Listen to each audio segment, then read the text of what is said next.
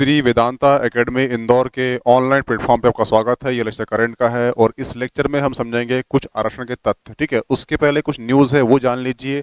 आप जो इमेज देख रहे हैं ये इमेज है श्री वेदांता की एप्लीकेशन की। इस एप्लीकेशन में आपके एमपीएससी प्री कोड टारगेट लेते हुए 10 यूनिट पूरी कंप्लीट कराई गई है और ये जो लेक्चर हैं ये लेक्चर आपके रिकॉर्डेड फॉर्मेट में हैं। ठीक है, और ये लेक्चर जो आप परचेस करोगे तो ये 4 मंथ के लिए आप इसे देख सकते हैं और ये जो लेक्चर है आपको ऑनली 1500 में प्राप्त हो रहे हैं। ठीक है, इसे ज्वाइन कर लीजिए और अपनी जो तैयारी है उसे नेक्स्ट लेवल तक ले जाइए।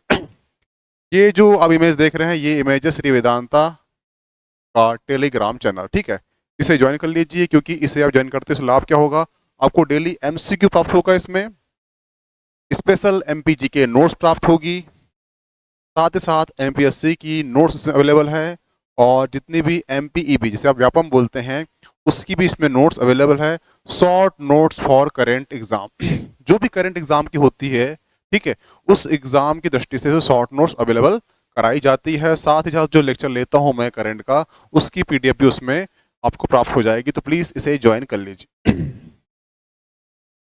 आरक्षण के कुछ तथ्य इसे समझते हैं। ठीक है, क्या मुद्दा क्या है,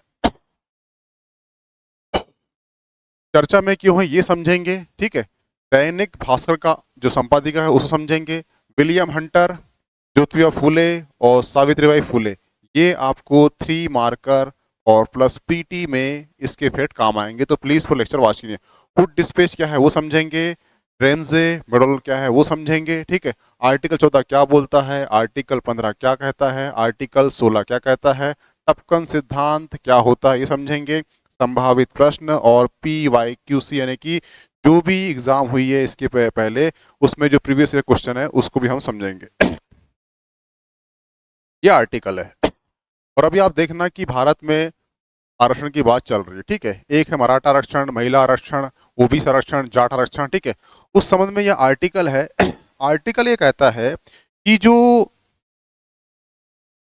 भारत में जो आरक्षण है, दरअसल क्या है, भारत में जो आरक्षण की जो अवधारणा है वो विलियम हंटर और ज्योतिबा फूले, ये आर्टिकल कहता है कि विलियम हंटर और ज्योतिबा फूले ने 1882 में प्रस्तुत की थी। ठीक है, और इस अवधारणा को लागू किया किसने, 16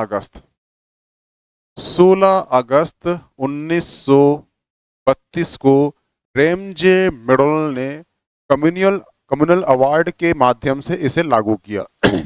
फिर आता है 1947, भारत देश 47 को आज़ाद हो जाता है। ठीक है, और फिर आता है सन 1951 को दो राय राजन एक केस आता है। उस केस में जो आरक्षण है याला जो आरक्षण है, ठीक है, इस आरक्षण को सुप्रीम कोर्ट खारिज कर देती है। हुआ क्लियर। इसके पश्चात पहला संविधान संशोधन होता है नेहरू सरकार के काल में। ठीक है, और इस संविधान संशोधन के अंतर्गत क्या किया जाता है, जो आर्टिकल 15 है, आर्टिकल 15 उसमें ऐड किया जाता है, आर्टिकल 15(4) उसमें ऐड किया जाता है और इस आर्टिकल में आरक्षण के प्रावधान को दोबारा से संभव बनाया जाता है। तो ये आपका जो लेक्चर है आपका प्री मेंस में ऐसे कोई क्वेश्चन आता है आरक्षण संबंधी, उसके तथ्य इसमें काम आएंगे। ठीक है, और साथ साथ 3 मार्क ऐसे पूरे कंप्लीट होंगे, तो पूरा लेक्चर आप वॉच कीजिए। ये है विलियम हंटर कौन थे। एक्चुअली आप देखना, आपने पढ़ा होगा इतिहास में कि 1882 को एक कमीशन आया था जिसे हंटर कमीशन कहा गया था। ठीक है, हंटर कमीशन कहा गया था। हंटर कमीशन क्यों कहा गया था, क्योंकि इसके जो कमीशन के जो अध्यक्ष थे वो थे विलियम हंटर। विलियम हंटर क्यों आया था, ठीक है, तो ये आया था 1854 में। 1854 में एक आया था हुड डिस्पेच को भारत के शिक्षा का मैग्ना कार्टा कहते हैं। मैग्ना कार्टा क्यों कहते हैं, वो इसलिए कहते हैं क्योंकि जो हुड डिस्पेच था ये सुव्यवस्थित था। ठीक है, इसका विस्तार अधिक था, ये व्यापक था और इसमें बहुआयामी शिक्षा के प्रावधान थे, इसीलिए इसको भारत का शिक्षा का मैग्ना कार्टा कहते हैं। किसे? हुड स्पेस को। और ये कब आया था? ये आया था 1854 को। हुआ क्लियर? और ये किसके काल में आया था? तो ये आया था डलहौजी के काल में आया था। इस काल में आया था, ये भी शिक्षा का था, ठीक है। और ये शिक्षा में इसने कितनी उपलब्धि हासिल की है, इसकी समीक्षा के लिए 1882 में एक कमीशन का गठन किया गया। उस कमीशन का नाम था हंटर कमीशन। हंटर कमीशन इसलिए कहा गया क्योंकि इसके जो अध्यक्ष थे वो विलियम हंटर थे, इसलिए इसको हंटर कमीशन कहा। आपसे यहां से 3 क्वेश्चन बनेंगे, ठीक है। 3 क्वेश्चन बनेंगे। एक क्वेश्चन बनेगा विलियम हंटर कमीशन का संबंध किससे है? तो वो शिक्षा से है। विलियम हंटर कमीशन कब आया था? तो 1882 को आया था। विलियम हंटर कमीशन क्यों आया था? तो ये 1854 का जो हुड स्पेस था उसकी समीक्षा के लिए आया था, ठीक है। अगर डीप क्वेश्चन पूछता है तो यहां तक भी वो जा सकता है। ये तीनों फैक्ट को आप अपने पास लिख लेना, क्योंकि ये आपको 3 मार्कर में काम आएगा। हुआ क्लियर? अब चलते हैं नेक्स्ट। ज्योतिबा फुले, ठीक है। भारत में जो आर्टिकल कहता है कि जो भारत में आरक्षण की जो अवधारणा है उसके बीज वो हैं हंटर, विलियम हंटर ने और ज्योतिबा फुले ने, ठीक है। तो ज्योतिबा फुले कौन थे? ज्योतिबा फुले एक समाज सुधारक थे जो महाराष्ट्र के थे, ठीक है। महाराष्ट्र में जो भी दलित वर्ग के उत्थान के लिए कार्य किए गए हैं, ज्योतिबा फुले का उसमें बहुत बड़ा योगदान रहा है। ज्योतिबा फुले की जो वाइफ थी ये थी सावित्रीबाई फुले। सावित्रीबाई फुले जो भारत की पहली महिला शिक्षिका है, ठीक है। ज्योतिबा फुले ने एक समाज की स्थापना किया था, उस समाज का नाम था सत्यशोधक समाज। और ये स्थापना किया था कब? 1873 को। 1873 को किया था। और ये क्वेश्चन आपको डायरेक्ट यूपीएससी के पीटी में पूछ चुका है कि सत्यशोधक समाज की स्थापना किया था ये थे। इसका मोटो क्या था? तो ये था महाराष्ट्र में जाति विरोध आंदोलन करना। हुआ क्लियर? इनकी एक पुस्तक थी, पुस्तक का नाम है गुलामगिरी। ये आपको 3 मार्क में पूछता है तो भी इतने पॉइंट आपको काफी हैं। और साथ ही साथ आपको पूछेगा पीटी में ज्योतिबा फुले ने किस समाज की स्थापना किया था? तो वो है सत्यशोधक समाज। कब किया था? 1873 को। और इनकी पुस्तक का नाम क्या है? तो गुलामगिरी इनकी पुस्तक का नाम है। हुआ क्लियर? सावित्रीबाई फुले। सावित्रीबाई फुले कौन है? सावित्रीबाई फुले जो है ये ज्योतिबा बाई फुले की पत्नी है और साथ ही साथ भारत की पहली महिला टीचर। ये फैक्ट आप रखना, अगर आपको 3 मार्कर में आता है तो इससे आप वहां पे इंक्लूड करना, ठीक है। 1848 को पुणे में अपने पति यानी कि ज्योतिबा फुले के साथ मिलकर इन्होंने 9 छात्राओं के साथ एक स्कूल खोला। परंतु क्या हुआ? 1857 क्रांति हुई। 1857 क्रांति होने पर इनके पास धन की कमी हुई और धन की कमी होने के कारण इन्हें स्कूल वाला बंद करना पड़ा। हुआ क्लियर? तो इनसे एक ही फैक्ट याद रखना कि ये जो है भारत की पहली महिला टीचर हैं सावित्रीबाई फुले। हुड डिस्पैच क्या है? ठीक है, हुड डिस्पैच जो है 1854 को आया था, ठीक है। और इसे भारत का मैग्ना कार्टा कहते हैं। मैग्ना कार्टा क्यों कहते हैं? क्योंकि ये शिक्षा के क्षेत्र में सुव्यवस्थित था, व्यापक था, बहुआयामी था, ठीक है। इसीलिए इसको भारत में शिक्षा का मैग्ना कार्टा कहा जाता है। ये किस गवर्नर जनरल काल में आया था? तो वो थे लॉर्ड डलहौजी के काल में ये आया था। कब आया था? तो 1854 में आया था। इसकी समीक्षा के लिए 1882 में क्या हुआ था? 1882 में इसकी समीक्षा के लिए एक बना था हंटर कमीशन। हंटर कमीशन के अध्यक्ष कौन थे? विलियम हंटर थे। हुआ क्लियर? जेम्स रैमजे मैकडॉनल्ड ये कौन थे? क्योंकि इनका संबंध 1932 से है इसलिए, ठीक है। ब्रिटेन के पीएम थे, लेबर पार्टी के ये कहना चाहिए लीडर थे। 1924-25 में एक बार पीएम बने थे ये, परंतु ये फिर से हार गए थे, उसके पश्चात भी बने और ये कहना चाहिए 1935-36 तक ये पीएम रहे हैं। इसके मध्य क्या हुआ है कि भारत में 30, 31 और 32 ये तीनों जगह में क्या हुआ है, गोल मेज सम्मेलन हुआ है और इसी सम्मेलन में एक अवार्ड की घोषणा की। और अवार्ड की घोषणा क्या की, कब की थी, 16 अगस्त 1932 को। इसे कहा गया था कम्युनल अवार्ड। और इसी अवार्ड के विरोध में महात्मा गांधी ने पुणे के यार्दा जेल में अनशन किया था और ये अनशन इसके विरोध में था। इसके पक्ष में कौन था, वो थे अंबेडकर जी थे। हुआ क्लियर। तो अंबेडकर जी और महात्मा गांधी को समझौता करने के लिए 3 व्यक्ति आए थे। एक है जयकर, एक है तेज बहादुर सप्रू और एक है मोतीलाल नेहरू। तीनों की मदद से ये समझौता हुआ। समझौता कहाँ हुआ था, यारवादा जेल में। वो कहाँ पर है, पुणे में है। इसीलिए इस समझौते को बोला गया पूना पैक्ट या पूना समझौता। और ये कब हुआ था, ये हुआ था 24 सितंबर 1932 को। ठीक है, तो ये दोनों डेट याद रखना। जो पूना पैक्ट हुआ था वो 24 सितंबर 1932 को हुआ था और डलहौजी जो मेडोलने ने जो सांप्रदायिक पंचायत घोषणा की थी वो की थी 16 अगस्त 1932 को। हुआ क्लियर। और यहीं से भारत की विभाजन की जो बीज है यहां से हो जाता है। इसलिए बताया वो क्योंकि इसका संबंध इस आर्टिकल से भी है। हुआ क्लियर। आपको 3 मार्कर में आता है तो आप इसे कवर कर लोगे। और पीटी फैक्ट इस तरह से आएगा कि जो सांप्रदायिक पुरस्कार है इसकी घोषणा कब की गई थी, 16 अगस्त 1932 को। इसके विरोध में किसने अनशन किया था, महात्मा गांधी ने किया था। और महात्मा गांधी और अंबेडकर जी के मध्य जो समझौता हुआ था वो कब हुआ था, तो हुआ था 24 सितंबर 1932 को हुआ था।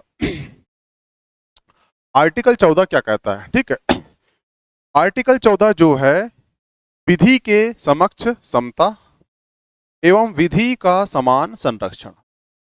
यहां पे समता का मतलब है यहां पे देश का पीएम हो या देश का कांस्टेबल हो, दोनों जो है विधि के समक्ष समान होंगे।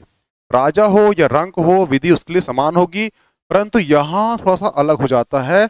विधि का समान संरक्षण का मतलब है कि जब परिस्थिति समान है, जब परिस्थिति समान है तब जो है विधि समान व्यवहार करेगी। परंतु जब परिस्थिति समान नहीं है तो विधि जो है विभेद करेगी। और यही जो है आरक्षण का सशक्त आधार बनता है। जैसे एक माता पिता के 4 पुत्र हैं, 4 में से 3 स्ट्रांग है, स्वस्थ है, एक विकलांग है। ठीक है, तो 3 के साथ तो कोई, अगर तीनों स्कूल जा रहे हैं तो इनके लिए कोई भी बस व्यवस्था नहीं की जाएगी। परंतु एक जो है विकलांग है, इसके लिए बस की व्यवस्था की जाएगी। तो परिस्थिति समान है तो समान व्यवहार, परिस्थिति असमान है तो विभेद किया जाएगा। यही निकल के आता है क्या, आरक्षण का सशक्त आधार। हुआ क्लियर। ठीक है, अब चलते हैं आर्टिकल 15। आर्टिकल 15 क्या कहता है, राज्य केवल धर्म, जाति, मूल वंश, लिंग और जन्म स्थान, यहां पे 1, 2, 3, 4 और ये 5, यहां पे 5 आधार है। ठीक है, के आधार पर किसी नागरिक के साथ विभेद नहीं किया जाएगा। ये क्या रखना, एक है आर्टिकल 14 वर्सेस एक आर्टिकल 15। आर्टिकल 15 जो है नागरिक प्लस गैर नागरिक दोनों के लिए है। हुआ क्लियर। जो आर्टिकल 14 है वो जो आर्टिकल 14 जो है नागरिक प्लस गैर नागरिक दोनों के लिए समान है। परंतु जो आर्टिकल 15 है ये सिर्फ भारतीय नागरिकों के लिए है।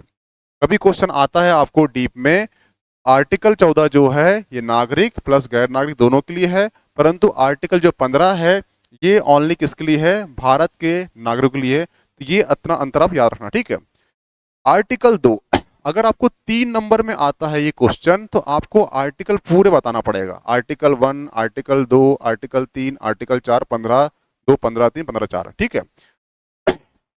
आर्टिकल 15(2) कहता है, 15(2) कहता है जो 5 आधार हैं, कौन से आधार हैं इसमें? इसमें है तालाब, नदी, रेस्टोरेंट, किसी मनोरंजन स्थल, अन्य किसी सार्वजनिक सेवा प्रदान करने में विभेद नहीं किया जाएगा। केवल ये जो 5 स्थान है, नदी, तालाब, रेस्टोरेंट, मनोरंजन स्थल, अन्य किसी सार्वजनिक सेवा प्रदान में इनका विभेद नहीं किया जाएगा, ये आर्टिकल 2 कहता है। हुआ क्लियर? आर्टिकल 3 15(3), आर्टिकल 15(3) क्या कहता है? आर्टिकल 15(3) जो है ये अपवाद है। आर्टिकल 3 आर्टिकल 15(1) का अपवाद है। आर्टिकल 3 जो है, आर्टिकल 15(3) जो है आर्टिकल 15(1) का अपवाद है। कैसे अपवाद है? यहाँ पर राज्य महिला और बच्चों को, राज्य महिला और बच्चों को उनकी विशेष स्थिति के चलते विशेष उपबंध कर सकता है। ये ऐसा क्यों करता है? ऐसा इसलिए करता है क्योंकि जो महिला होती है वो बायोलॉजिकल के हिसाब से अकॉर्डिंग पुरुषों से वीक होती है और पुरुष स्ट्रांग होते हैं, इसलिए 15(3) में बोला गया है महिला और बच्चों को उनकी विशेष स्थिति के चलते विशेष उपबंध कर सकता है। हुआ क्लियर? अब आते हैं नेक्स्ट में, आर्टिकल 15(4). आर्टिकल 15(4) जो है प्रथम संविधान संशोधन के अकॉर्डिंग जोड़ा गया था। इसमें सामाजिक और शैक्षणिक रूप से पिछड़े ओबीसी, एसटी, एससी के लोगों को विशेष प्रावधान कर सकता है, यहीं से निकला है आरक्षण। हुआ क्लियर? आर्टिकल 15(4) जो है प्रथम संविधान संशोधन के अकॉर्डिंग जोड़ा गया है। इसमें सामाजिक और शैक्षणिक रूप से जो पिछड़े हैं ओबीसी, एसटी, एससी के लोगों के लिए विशेष प्रावधान करता है।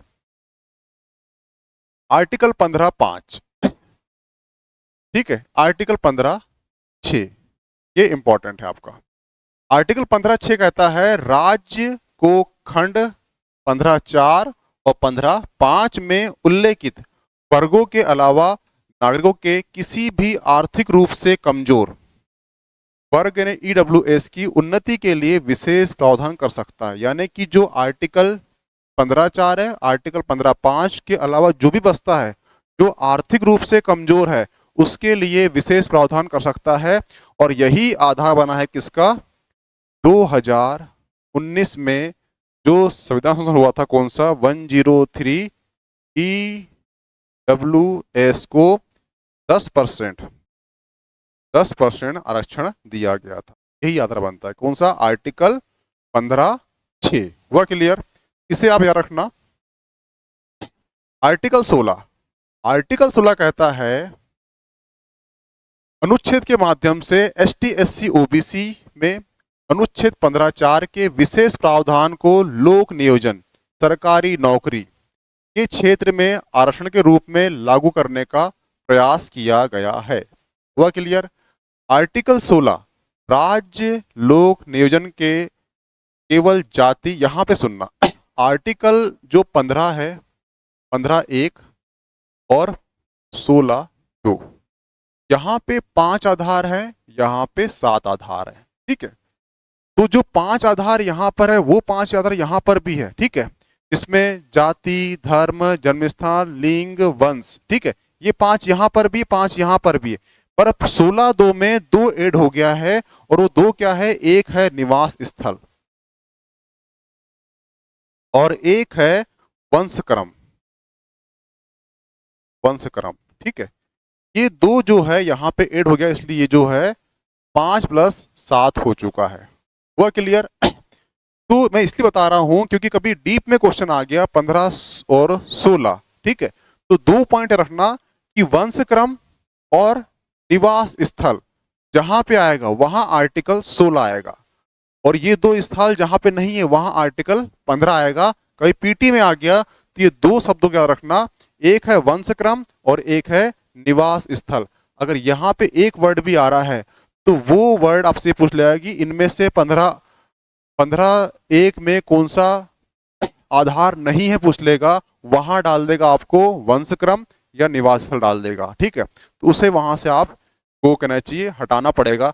उसी प्रकार यहां पूछ लेगा 16 में कि कौन सा आधार इसमें एक्स्ट्रा लिया गया है, तो यहाँ पे जो वंश क्रम है और निवास स्थल है इसको यहाँ पे 2 को ऐड किया गया है, तो यहाँ पे 7 आधार है, यहाँ पे 2 आधार है। ये पीटी में अगर डीप क्वेश्चन कर लेगा तो वहां पे आप कंफ्यूज जाओगे, इसलिए ये चीज रखना ये 2 जो है वंश क्रम और एक है निवास स्थल, इसको अलग से लिख लेना। ये 16 2 में है और जो बचते 5 वो दोनों में है। हुआ क्लियर? के आधार पर अवसर की उपलब्धता में विभेद नहीं कर सकता। हुआ क्लियर? ठीक है। आर्टिकल 16(3), आर्टिकल 16(3) जो है आर्टिकल 16(2) का अपवाद है। इसका अपवाद ये कैसे है? लोक नियोजन में वह निवास स्थल के आधार पर कुछ विभेद कर सकता है। ऐसा क्यों करता है? ठीक है, क्यों करता है? क्योंकि जो आप देखना कि जो आदिवासी बहुल्य क्षेत्र होते हैं वहां के लोग उतने अवेयर नहीं होते। ठीक है, और जो मेट्रो सिटी के लोग हैं वहां के लोग अवेयर होते हैं। अगर आर्टिकल 2 लिया जाएगा तो अगर वो बंदा वहां पे एग्जाम फाइट करेगा मेट्रो सिटी वाला आदिवासी बहुल क्षेत्र में, तो आदिवासी क्षेत्र जो है उससे कंपटीशन नहीं कर सकता। इसीलिए आर्टिकल 2 को अपवाद माना गया है 16(3) में। और 16(3) में जो क्षेत्र बहुल क्षेत्र हैं जहां पे लोग इतना अवेयर नहीं है, आदिवासी बहुल क्षेत्र है, वहां के लोगों को निजी स्थान, क्या था यहाँ पर? निजी स्थान, निवास स्थल के आधार पर उनको विशेष उपबंध दिया गया है। हुआ क्लियर? तो ये जो बताया गया था यहाँ पे, मैं बताया था, ये यहाँ पे काम आएगा। हुआ क्लियर? ठीक। आर्टिकल 16(4) और आर्टिकल 5 और आर्टिकल 6 ये आपका आईएमपी। आर्टिकल 16(6) कहता है कि आर्थिक रूप से कमजोर वर्ग के पक्ष में नियुक्तियां या पदों के आरक्षण के लिए कोई उपबंध कर सकता है। ठीक है, फिर ये वही बात, ये आधार बना है किसका? 2019 का। किसका? 0103। ये EWS में जो कहना चाहिए 10% आरक्षण दिया गया है, ये उसका आधार बनता है। आर्टिकल 16(6) और आर्टिकल 15(6) ये EWS को 10% आरक्षण का आधार बनता है। ये 2019 हुआ है और संविधान था वो था 103। ठीक है। इंदिरा साहनी केस, इंदिरा साहनी केस क्या था? इंदिरा साहनी केस जो है 1992 में आया था। 1992 में ये केस आया था और इस केस के अकॉर्डिंग क्या हुआ था कि 1979 में एक कमीशन आया था, इसको मंडल कमीशन कहा गया था। मंडल कमीशन के अंतर्गत जो ओबीसी है, ओबीसी को 27% आरक्षण देने की बात कही थी। ठीक है, और ये मुद्दा उठा और मुद्दा कहाँ अटका? मुद्दा अटका 1992 में। 1992 इंदिरा साहनी केस में अटका। इसमें 9 जजों की खंडपीठ बैठी। ठीक है, और इन्होंने डिसीजन दी कि जो आरक्षण की लिमिट है वो 50% से अधिक नहीं होना चाहिए। ठीक है, इंदिरा साहनी केस सबसे क्वेश्चन सिंपल आएगा। इंदिरा साहनी केस कब का है? तो 1992 का है। इसमें क्या प्रावधान है? तो इसमें प्रावधान है कि जो आरक्षण की सीमा है वो 50% से अधिक नहीं होना चाहिए। इसमें जो ओबीसी को 27 और जो एससी हैं, एससी को 15 और एसटी को 7.5 आरक्षण की बात का उल्लेख किया गया। हुआ क्लियर? इसके बाद आता है 2019। 2019 में 103वां संविधान संशोधन किया जाता है और 103वां संविधान संशोधन के अंतर्गत जो भी वर्ग वीकर सेक्शन है, इकोनॉमी वीकर सेक्शन, उसको 10% आरक्षण का प्रावधान किया जाता है। आपसे क्वेश्चन आएगा, कई एग्जाम में आ भी चुका है कि 107, 103 यानी 103वां संविधान संशोधन क्या है? तो ईडब्ल्यूएस को 10% आरक्षण इसमें दिया गया है। ये जो आरक्षण है, ये जो संशोधन है, कब किया गया है? तो 2019 को किया गया है। हुआ क्लियर? टपकन सिद्धांत क्या होता है? आप जो भारत में आज शिक्षा पद्धति देख रहे हो उसका जो मूल है वो टपकन सिद्धांत है। क्योंकि जब लॉर्ड मैकॉले आया, एक्चुअल टपकन सिद्धांत जो इकोनॉमी का है, परंतु इस सिद्धांत को लॉर्ड मैकॉले ने 1833 में उसने क्या करा? भारत की शिक्षा पद्धति में अप्लाई कर दिया। इसमें क्या होता है कि उसने बोला, किसने, मैकॉले ने, कि हर किसी को हम अंग्रेजी नहीं सिखा सकते, इसलिए जो देश के अमीर वर्ग हैं उसको अंग्रेजी सिखा दो। वो अंग्रेजी रिस रिस कर नीचे के जो तबके हैं वहां तक पहुंच जाएगी और हमारा काम हो जाएगा। और यही सिद्धांत इकोनॉमी में काम करता है। जब इकोनॉमी में जब नीचे तबके के लोगों के पास पैसा नहीं पहुंचता तो जो बैंक रेट है वो कम हो जाता है। बैंक से लोन लेती है कौन? बड़े व्यापारी लेते हैं। व्यापारी लेकर उसे ठेकेदार देते हैं, ठेकेदार उससे बिल्डिंग बनाता है, बिल्डिंग में लगते हैं मजदूर, मजदूर के पास में पैसा पहुंच जाता है। पैसा दिया कहाँ था, कहाँ पर? बैंक ने छोड़ दिया, अपना रेट कम कर दिया, पैसा कहाँ डाल दी जेब में? वो डाल दी किसके? अमीरों की जेब डाल दिए। अमीर के पास से पैसा कहाँ आ गया? ठेकेदार। ठेकेदार पैसा कहाँ पे आ गया? गरीब वर्ग के पास में आ गया। हुआ क्लियर? यही टपकन सिद्धांत इकोनॉमी का है, परंतु ये अप्लाई किया था लॉर्ड मैकॉले ने अंग्रेजी शिक्षा पद्धति के लिए। अमीरों को अंग्रेजी सिखा दो, वो रिस रिस कर भारत के नीचे के लोगों तक पहुंच जाएगी। ये था टपकन सिद्धांत। कभी अब क्वेश्चन में आए तो आप उसे इकोनॉमी के रूल से ही टिक करना, हिस्ट्री में रूल को टिक मत करना, क्योंकि ये क्वेश्चन इकोनॉमी का है, इकोनॉमी में आता है, परंतु वहां पे इसने अप्लाई किया था लॉर्ड मैकॉले ने, इसलिए उसको बता दिया। संभावित प्रश्न, ऐसे कुछ प्रश्न हैं जो आपको एग्जाम की दृष्टि से महत्वपूर्ण है। ये इस क्वेश्चन, इस जो 15-20 क्वेश्चन है वन लाइनर, इससे, इस टॉपिक से क्वेश्चन बाहर नहीं जाएंगे। ठीक है। आरक्षण की अवधारणा किसने दिया था? तो विलियम हंटर और ज्योतिबा फुले ने। ठीक है। हंटर आयोग का गठन कब किया गया था? तो 1882 में किया गया था। आरक्षण की अवधारणा कब आई थी? तो ये 1882 में आई थी।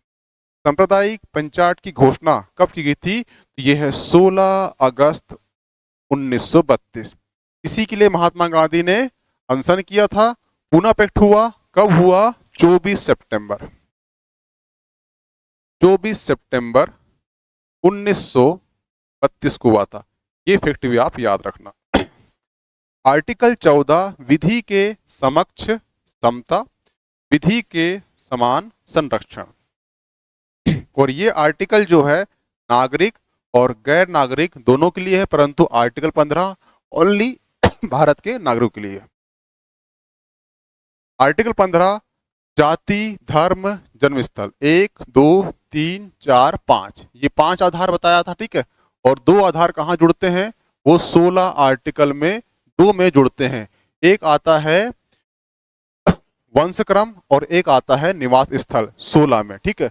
पर आर्टिकल 15 में 5 है, जाति, धर्म, जन्मस्थल, लिंग, मूल स्थान के आधार पर उससे विभेद नहीं किया जाएगा। आर्टिकल 16 लोक नियोजन के अवसर की समानता। आर्टिकल 16(2) में कितने आधार हैं? तो 7 आधार हैं। 2 आधार कौन से हैं? एक आधार है कौन सा? वंशक्रम का, और दूसरा निवास स्थल। इंदिरा साहनी केस कब आया था? 1992 में आया था, और इसमें 27% आरक्षण ओबीसी को दिया गया था। ठीक है। और साथ ही साथ जो आरक्षण की लिमिट है वो 50% कर दी गई थी। मंडल आयोग कब आया था? तो 1979 को आया था। 103वां संविधान संशोधन कब आया था? 2019 में आया था। इसमें EWS को 10% आरक्षण दिया गया था। ठीक है।